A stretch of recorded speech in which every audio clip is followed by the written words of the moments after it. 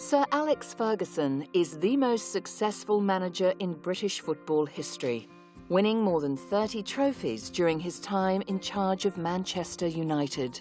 Yet, even though he has clocked up more than 2 decades at the United helm, Ferguson remains focused on increasing that tally, bringing yet even more silverware to Old Trafford.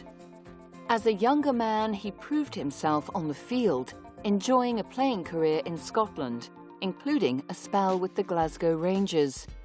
But it was for his prowess off the field, not playing the game, that Sir Alex was to become a success. Following a break from playing, Ferguson moved into coaching. He broke the Glasgow dominance of Scottish football, leading Aberdeen to a swag of victories, including a European Cup Winners' Cup, and the football world was taking notice. In 1986, the Old Trafford hierarchy was swift in securing Ferguson's services. He accepted the Manchester United coaching position, inheriting a dispirited team of underachievers who had consistently failed to break the dominance of Liverpool Football Club. Causing their supporters much misery, the team had been stuck in the bottom 4 of the Division 1 table. Over the next 20 years, Ferguson would lead the team to dominance and achieve a treble haul of Premiership title, FA Cup and European Cup.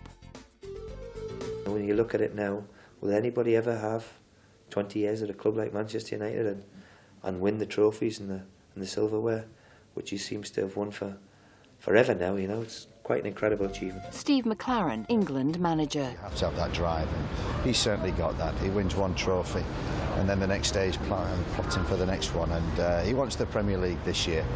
He's at the top, he's in pole position. He'll want to continue.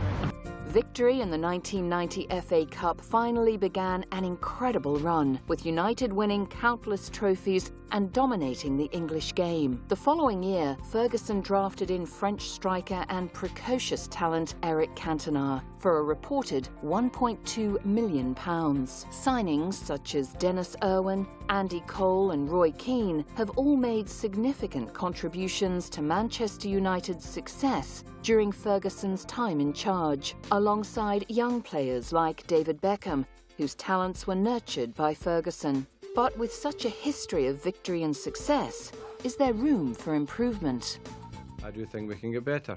I think there is a great future for Manchester United.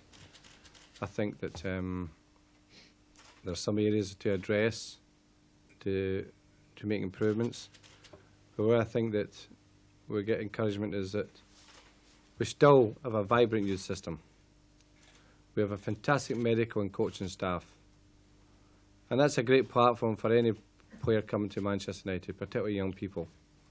So that's always exciting for me, and that's what I see where we can make ground up on our present position, because I think we can get better.